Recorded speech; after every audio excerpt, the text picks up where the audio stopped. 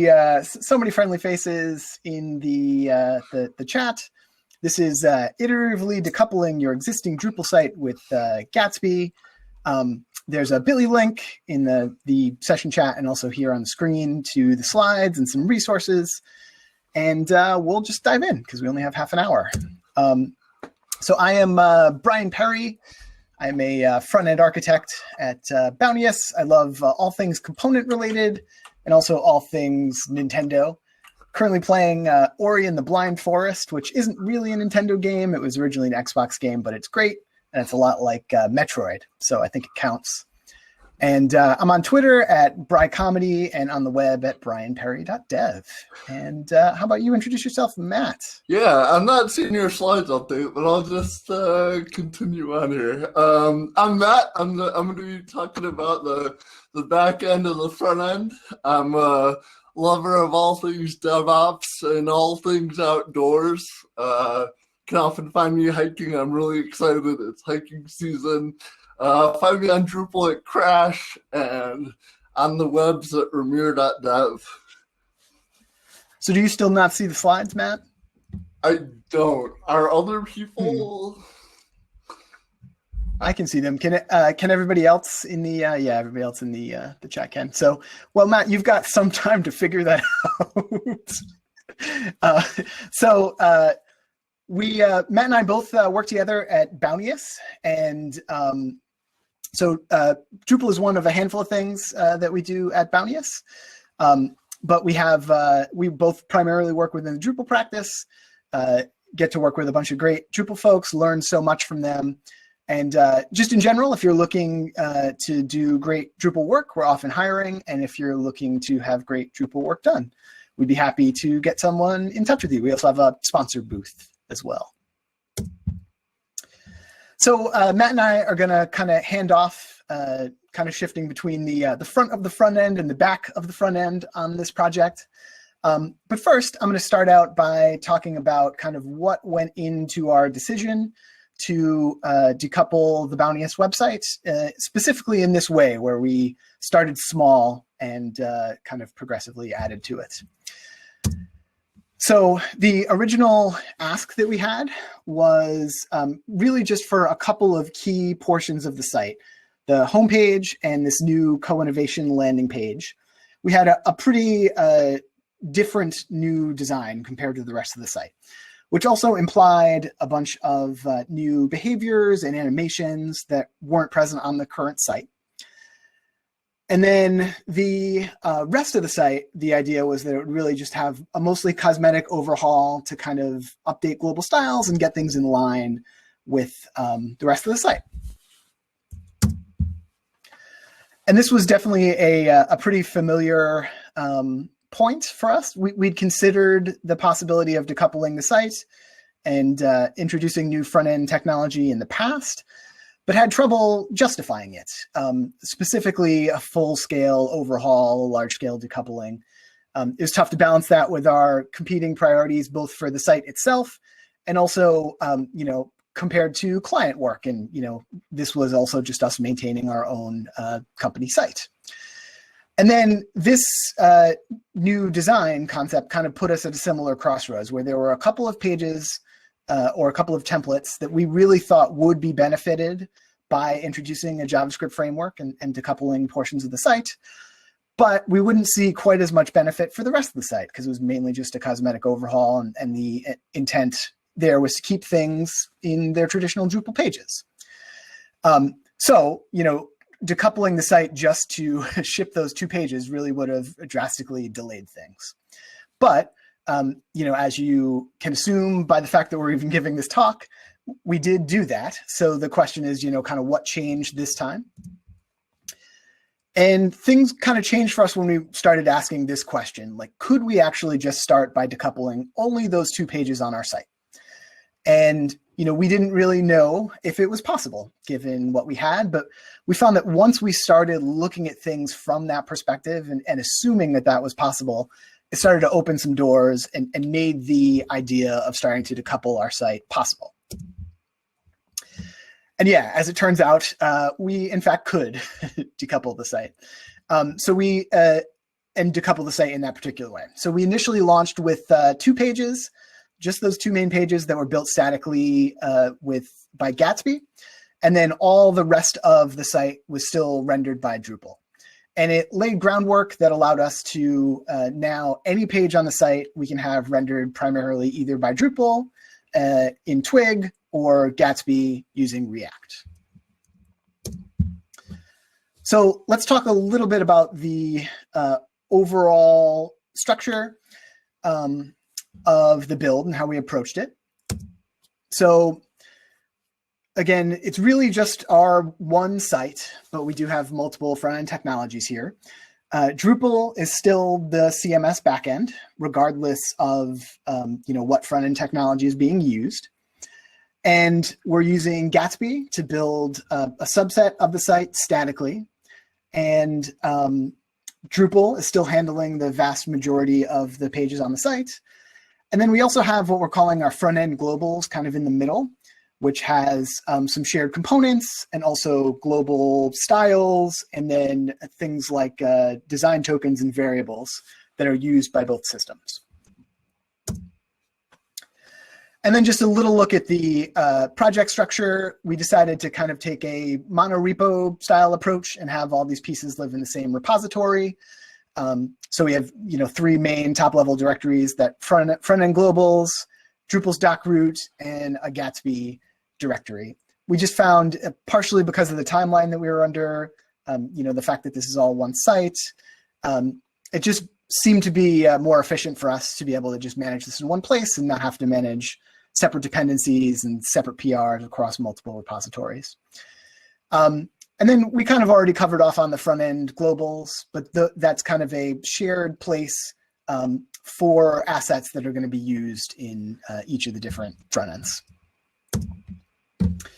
And then just a little bit about the React and Drupal side specifically. So for the React end of things, we really focused on trying to build functional components with as little internal state as possible. And that made it practical for us to use these components in a bunch of different contexts. So in Gatsby, with data sourced from Gatsby's GraphQL API, directly within Drupal, or even cases where we needed to just pass in hard-coded data as well. And that also, made it really useful from a prototyping perspective, and we use Storybook heavily in this initial phase. And that also opened the door for some of our React developers who really weren't Drupal developers or interested in ever becoming Drupal developers to contribute. We had some developers who never had to spin up a Drupal environment, but were still able to make really important contributions to this project. And then on the Drupal side of things, we ended up creating new content types to represent the decoupled page templates. We kept using paragraphs, which we were already using heavily on the site. I was under the impression that paragraph data structure really wouldn't lend itself to this sort of decoupled build, but we found it pretty reasonable to access those entity relationships via the GraphQL API and the Gatsby source Drupal plugin. And it also had the side effect of really providing a high level of layout flexibility, in that we could reorganize the paragraphs in Drupal and affect the layout of the page that got built by Gatsby. And because there are still a number of traditionally rendered Drupal pages, we still have our regular Drupal theme. And as we mentioned before, that's pulling in things from the front-end globals, but also has its own styles and JavaScript and templates and all that. So for some of the more back of the front endy things, we can hand over to Matt, who hopefully can see the slides by now. I can, yeah. Technology is great. So yeah, I'm going to talk about hydrating Gatsby, or how we get data from Drupal into our static site. So the first thing, next slide you'll hit, is the plugin in the NPM world called Gatsby source Drupal. Great plugin, and essentially what it does is it crawls all of JSON API and shoves all the data exposed by your API into your GraphQL database, allowing you to query it. So here we have an example of our configuration. We're able to set the base URL via environmental variables. That allows us, during our build process, we can tell it to point to like a dev environment or prod environment, pass an authentication. And then we have this section called disallowed link types. So this is something you'll see really often with Gatsby search Drupal, and essentially what it does is it tells the plugin to completely ignore a certain JSON API path. So you'll see this really common with the file endpoint. So, if you're accessing data over JSON API and you're accessing your files endpoint, you're going to grab every single file that's exposed in your Drupal installation. That's a lot of data. You might not want to pull all that in. So we can completely ignore that specific endpoint, and the plugin won't grab any of that data. But what we do later on is we can tell the plugin to include specific references when it queries for other objects. So you'll see in our filters section, what we're doing is, for a specific endpoint, in this case, the node client story, we're telling it to include various logo fields. And what that will do is when JSON API returns that endpoint, it'll also return the files object with that response. And then all that data will be put into your GraphQL database where you'll be able to access it. So next, now that we have all of our data in GraphQL, we want to access it and put it into our React components. So the way we did that is through a pattern you'll sometimes refer to as higher order components. We call them providers, but essentially what they are is a function that takes in a JSON API object and returns a pure React component. So in this example, we have our homepage hero. We have a couple of fields that we're grabbing off of our paragraph object, and then we pass it directly into the React component so that we can have this separation of concerns. One thing you'll also notice in this file is that we have a GraphQL fragment. So we're not going to get too in-depth in this, but with GraphQL, one of the things you're able to do is create fragments in other areas of your application so that you don't need to have your entire query in one location. So think of it kind of as creating a subroutine in SQL, but we declare it within these provider files so that we can have the query associated with each provider directly in the same file. Then next, so we build out a bunch of those providers, and then we essentially have a function that is responsible for taking in a bunch of paragraphs and turning them into a bunch of providers. So, this is just a React hook that we created called paragraphs to components. It takes in a simple object, and for each one of those objects, it does a lookup of the entity type, the bundle type of that paragraph, and it'll map it to the actual React function, then add it to that object for calling later. So we're handling the mapping between the bundle ID and the function name manually in this file. I wasn't really able to find a way to do it dynamically. Later in this file, we also have a more complete GraphQL query that will directly query our node and use all those query fragments to pull the different paragraph types with the query. So next, once we have all that wired up, we have our page template where we call that React component.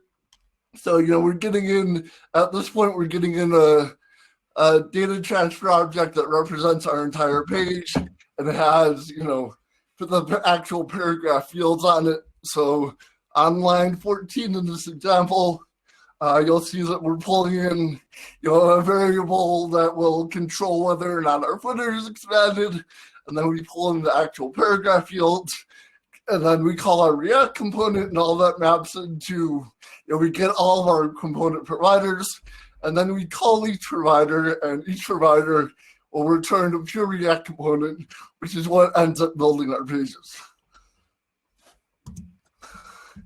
Awesome. So now that we have our pages built, I'm going to talk a little bit about getting those pages out onto production. So a little bit about what we changed with our build process. So this site, it uses Acquia BLT to build. If you're not familiar with BLT, it's just a build launch tool.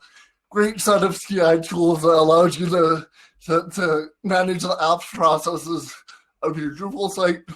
Essentially what we did was we just added a step before the Acquia BLT build command that will run our npm build process, which will generate the static site.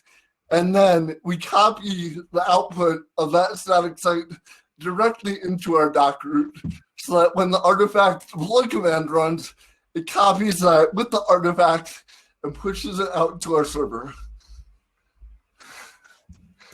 Yeah. Okay, great. So code's on the server, we have our static site. How are we serving just a subset of pages? This is a portion of our htaccess file where we're doing that. So we rely heavily on environmental variables that we set as we parse the path. So in the first section, we're checking for certain static paths, and we set a static environmental variable. Then in the next section, we check for just the general public path and set a Gatsby variable. And then the last half of this is where kind of the magic sauce of just directing certain pages happens. So in the first line, we just grab the request URI and we throw it into a variable. And then we check to see if that path exists under our public directory. So it takes that variable, which is in %1. Like, for example, if you access bounteous.com/co-innovation, it'll check to see if bounteous.com, public/co-innovation exists, and then it'll check if public/co-innovation/index.html exists, which is the actual file that Gatsby ends up generating for our clean URLs that we pass to it. And if that file exists, then we serve it. So pretty straightforward. And then later on with our environmental variables, we do some fancy stuff with caching. So, if it's a Gatsby static path, we tell it to cache for a year. If it's a less static path, then we only want to cache it for about 15 minutes, and that allowed for like a deployment to prevent errors from being seen on the site. But using environmental variables, like in this context, really helped us kind of keep the htaccess clean and make it clear like what we were trying to accomplish. Did a whole bunch of other stuff on the site that we're not going to be able to copy. Had a lot of fun with the build hooks module. So if you ever use that module before, the build hooks module essentially gives you a button that you can use to trigger a remote endpoint. So we ended up implementing a magic button for our content team where they, on the production site, they update content. They want to see a new static build. They push a magic button, and it triggers a build hook. It triggers our Bitbucket pipeline to start a new build, which will push it out to Acquia, and then we can later deploy it. And then also related to that, we did set up Gatsby Live Preview using Gatsby Cloud. For a variety of reasons, I feel like that hasn't become a critical part of our workflow yet. We did have a few hiccups getting it set up, but also, in the meantime, we had our magic button. And, that might indicate that in a lot of cases, being able to trigger their own build that they can see in the staging environment is good enough. But I'm hoping that over time that can also become, a more traditional preview can be part of the workflow. But the other big takeaway is that the patience and understanding that our content and marketing team showed as this process changed really made a huge difference. So last thing, as we kind of wrap up here, so once we reached the point where we introduced the structure and had these two front ends, it was interesting to see the places where the lines kind of blurred a little bit, and just want to talk about some of the impact of that. So this is a screenshot of one of our Drupal rendered pages where the header here is a React component and the rest of the page down to the footer is traditional Drupal twig templates that power this. So we had to solve an integration problem the other way, where we wanted to syndicate our header and footer that are created in React back to Drupal. So to do this, we created essentially an exportable version of the header and footer components. Still kind of follows that higher order component pattern that we saw before. And then we created a separate Webpack configuration that just used these components as entry points, and then bundled versions of them into the dist directory in the Drupal theme. And then to simplify the actual integration on the Drupal side, we used the component module, component, not components. That one letter is important here. And what the component module does is it allows you to define in a YAML file configuration alongside your JavaScript that allows you to define a component block. So that will allow you to have a block for your decoupled JavaScript component that you can place in Drupal's block UI. And you can also do things like define block configuration like we see here. So we're specifying the ability to pick between a dark and a light theme. So when this block is placed, we can pick between the theme and have different variations of this component on different sections of the site. And the configuration is added to like the wrapping div as data attributes. So it's pretty easy to get at them in your component to use that data. And in this case, pass them in as props. And then, we also had the challenge of, ironically, getting the data back into these components because our separate Webpack build didn't have access to Gatsby's GraphQL API. So initially, we just solved that by hard coding things. But as we continue to integrate these components, we really wanted to be able to have the same data set drive both of these, obviously.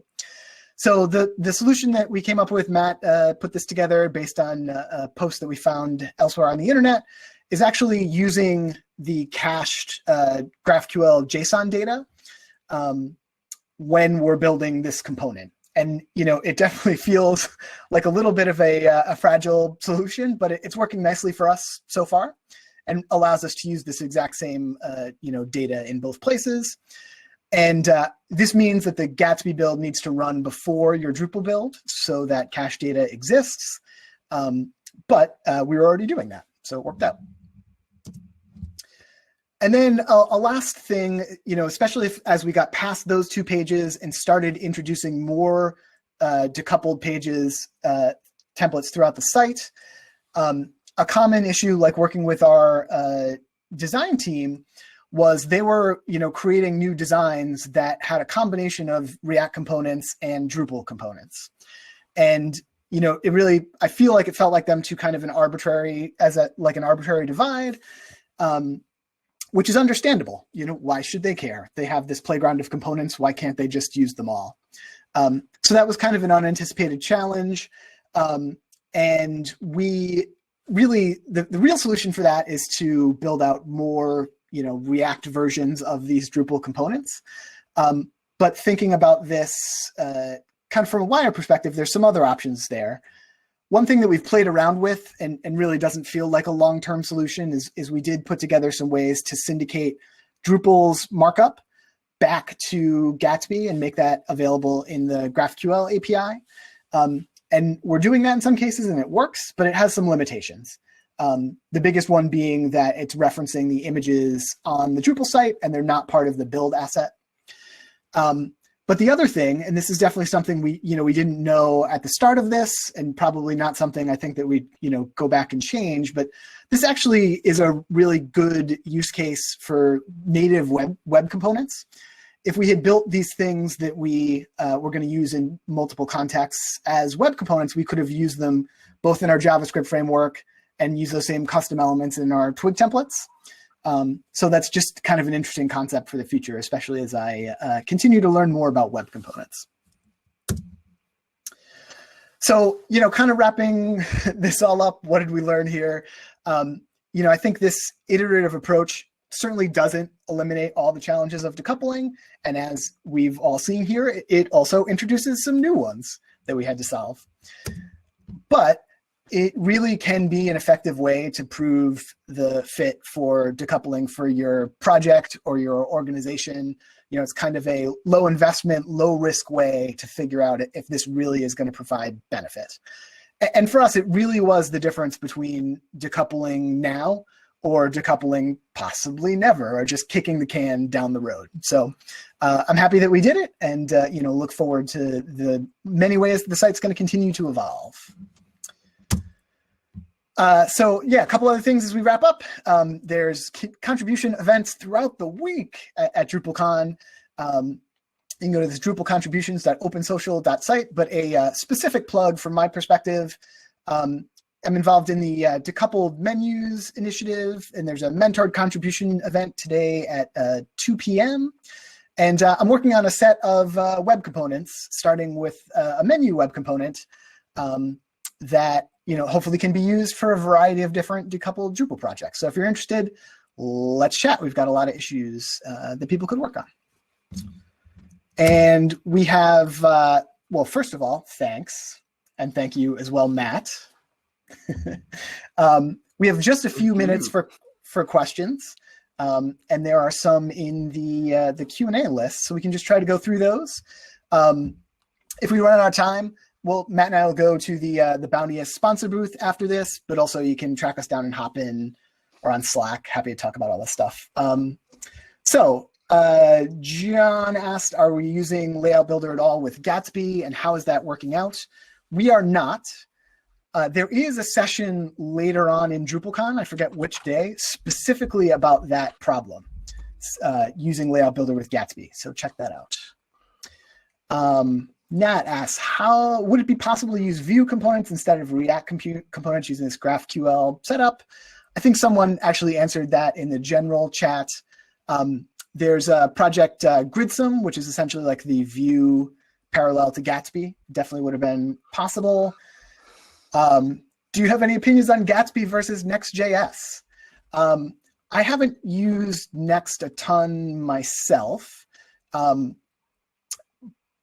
But yeah, so I mean, with my experience with Gatsby, I think the things that Gatsby does really well is the plugin ecosystem, and Next doesn't have a lot of that. But my understanding is that Next has a lot more flexibility as far as the combination of server rendered and dynamic JavaScript apps, and for things that are a little bit less static can be a really good option.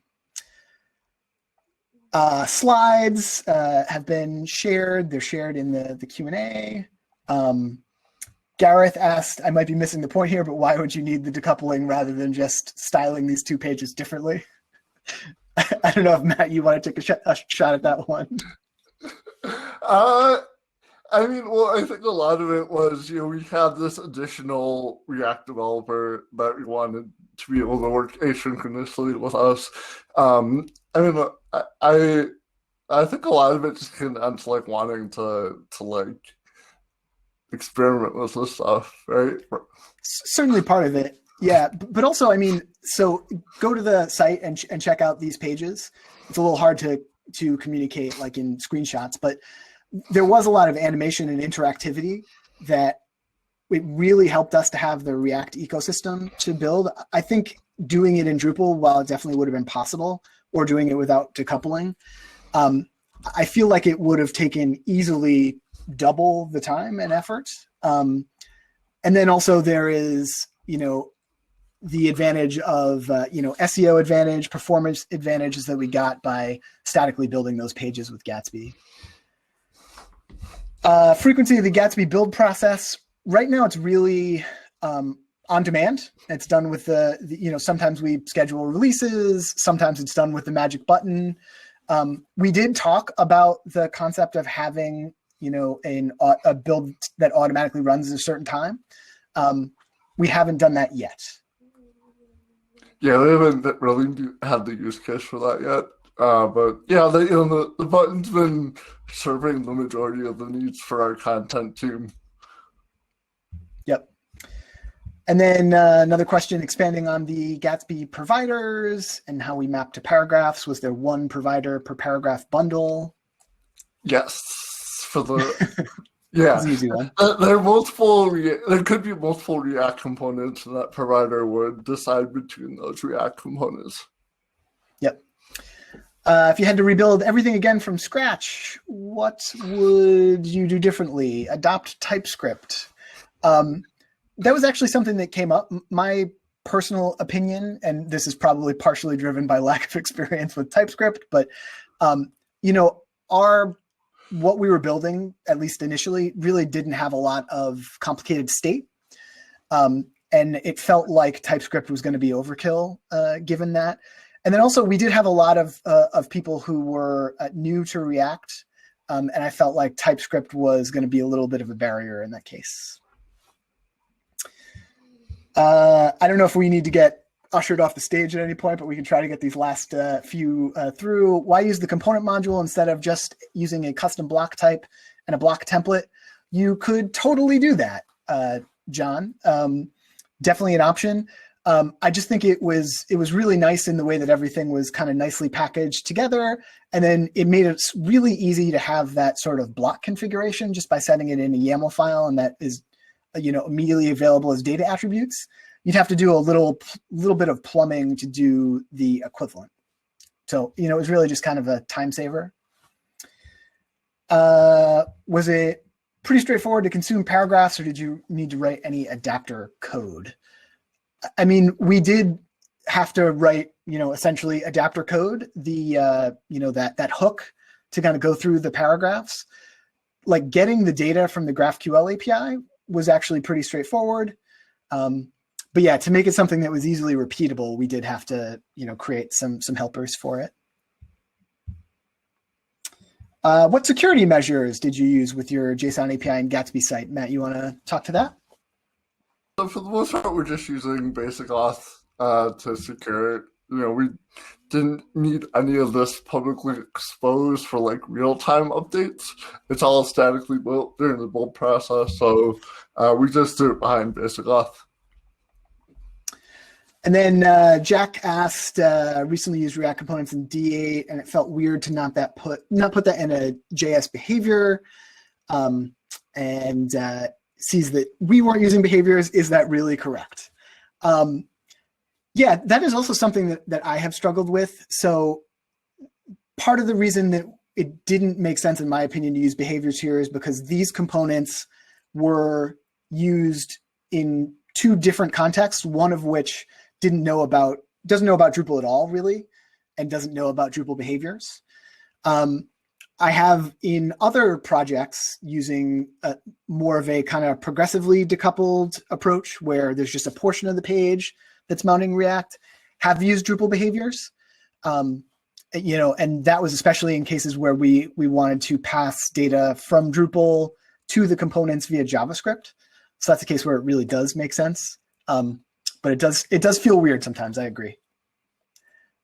And I know we went over and sprinted through those questions really fast, but hopefully it was useful. But we'll yield the stage. Thanks, Matt. And thanks everybody for joining. And yeah, it was great to see so many familiar faces. Yeah, thanks, y'all.